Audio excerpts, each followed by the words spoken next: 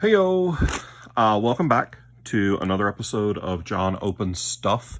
This is a mail call episode where I'm just going through basically mail that I've gotten in the past few days. I don't know what all of this is. I know what most of it is, but I'm not 100% sure. Hold on. Shit. Oh, sorry. That was a monster sneeze. I don't know what all of this is. Like, I know what this is. It's from Pro Wrestling Tees. It's obviously going to be wrestling shirts. But I'm not sure what everything is. So we're going to find out together. And at least one of these boxes has already been opened, but I don't remember what's in it, and I just found the box in the back of my truck when I cleaned out the back seat of my pickup. So we'll find out together, and I'll be reacquainted with whatever's been riding around in the back of my truck for God knows how long.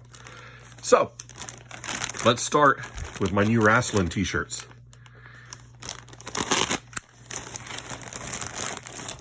I had to be pretty careful with that because I would get really annoyed if I opened the package of my new shirts and frickin' ruined a shirt by cutting a giant slice out of it.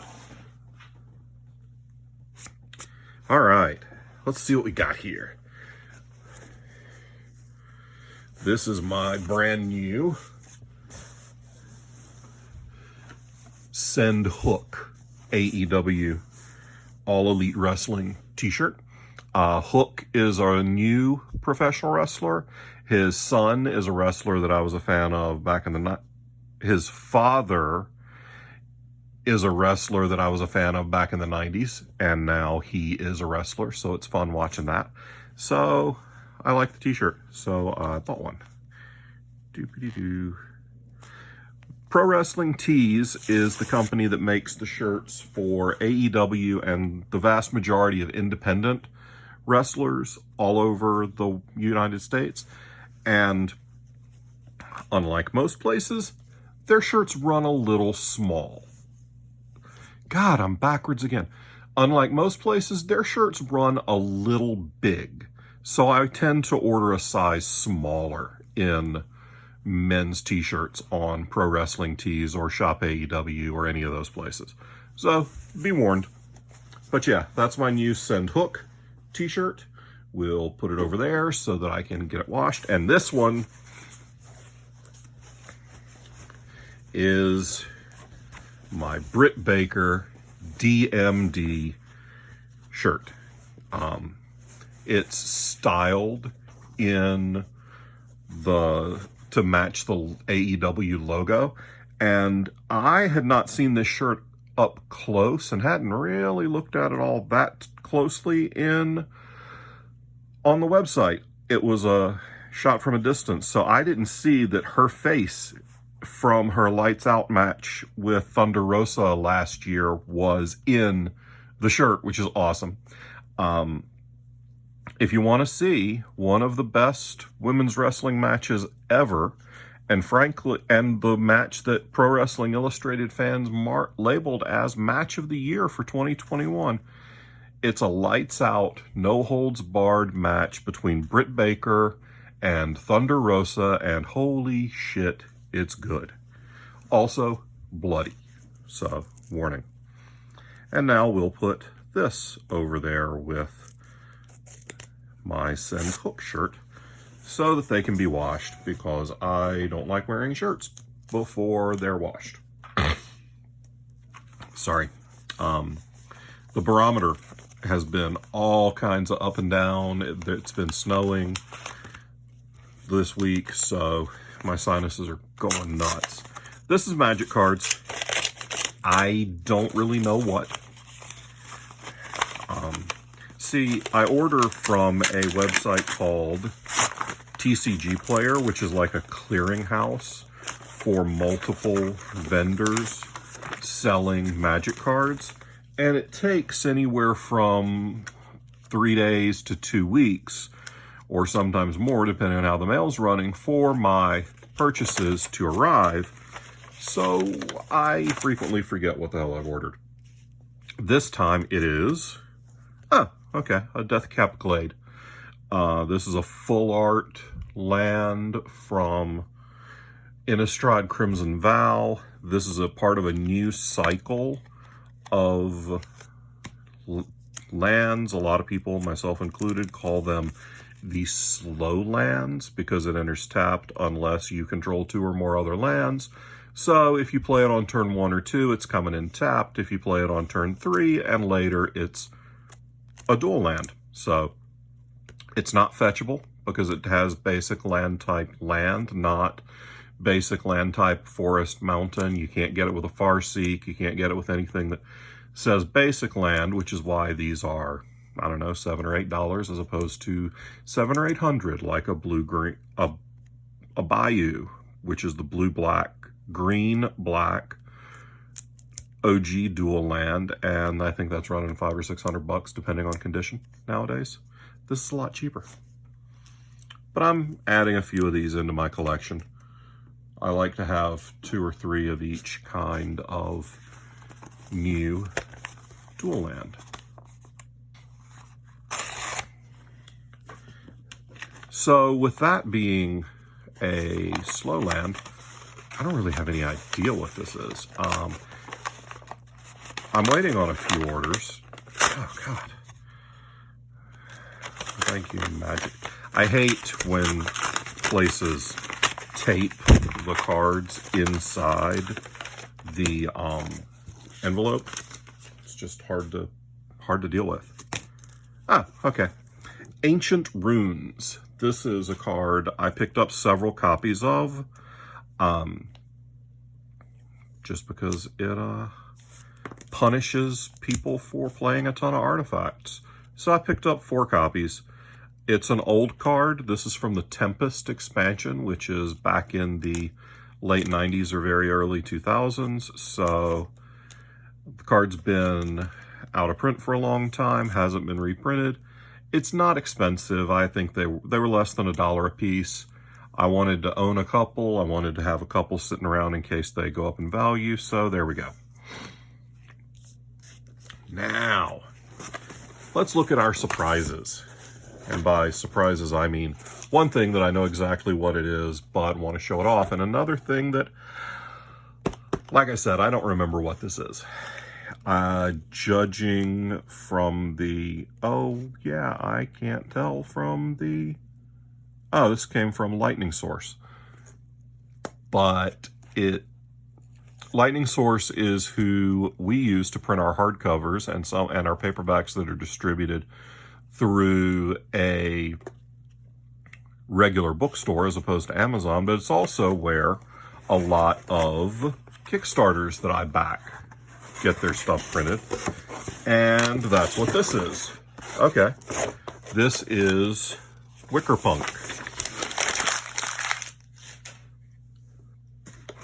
which is exactly what it says. Folk horror supplement. I'm sorry, you can't see that. Folk horror supplement rules for D&D.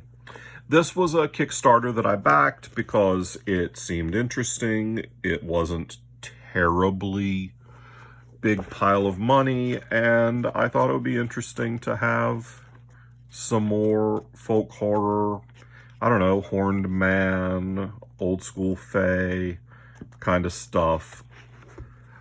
The art looked cool. It's soft cover, which I kind of don't love, but that's one of the reasons why this wasn't a $75 or $100 Kickstarter. I don't remember what this cost me. Probably $25 if I'm gonna guess. So I don't know. I'll take a look. It's got different magical items. It's got some different playable characters, some monsters. So yeah, that'll be fun. We'll check it out.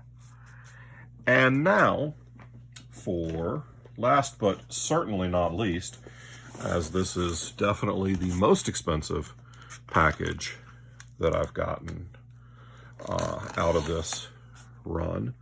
This is from Grim Oak Press, which they do extremely limited editions, signed, numbered, spanky editions of science fiction and fantasy books. And sometimes they do anthologies. And that's what this is.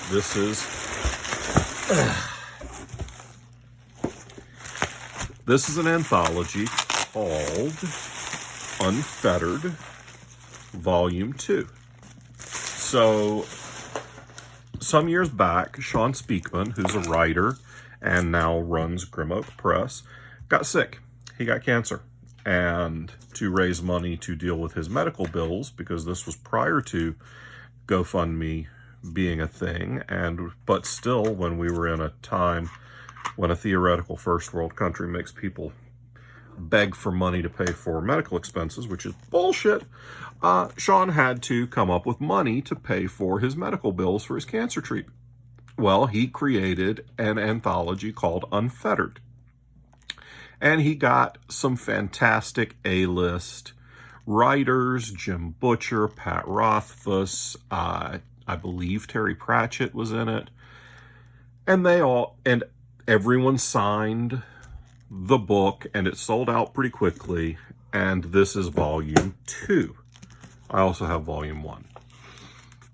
And again, it is some A-list writers, Todd Lockwood, Seanan McGuire, Janny Wirtz, Brandon Sanderson, Rachel Kane, God rest you, Rachel, Naomi Novik, Dave Farland, God rest you, Dave, Mark Lawrence, Charlene Harris. All of these folks have stories in the book and have signed it.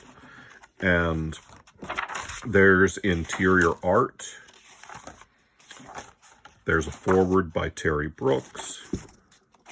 I assume Terry Brooks also signed it. If not, I'll be taking this. Terry Brooks was not one of the signatures on here, so I'll be taking this to RavenCon in April to get Terry Brooks to sign it and really finish up the list.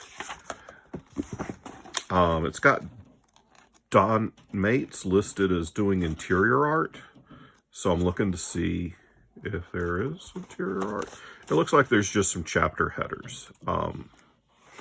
Not like big art pieces, full page stuff. But you know, a little art at the beginning of the chapters. Yeah. And then a nice little ribbon. So this will go on my bookcase next to other Grim Oak volumes that I have and really like, including Unfettered 1. I don't remember how many copies there were of Unfettered 1. This was limited to 500 copies, and the one I have is 406, so apparently they're running out, which is good for value, because as nice as it is and as nice as it is to have, I kind of bought the thing thinking that maybe in 20 years I'll be able to sell the thing for significantly more than what I paid for it. So that is Unfettered 2 with this lovely Todd Lockwood cover and nice slip case. So that'll go up there next to my Unfettered 1 and my Magician and Silverthorn by Ray Feist, soon to be joined by A Darkness at Sethanon, also by Ray Feist. So that's our mail call for this week, and I'll see y'all next time when I have more stuff to open. Peace.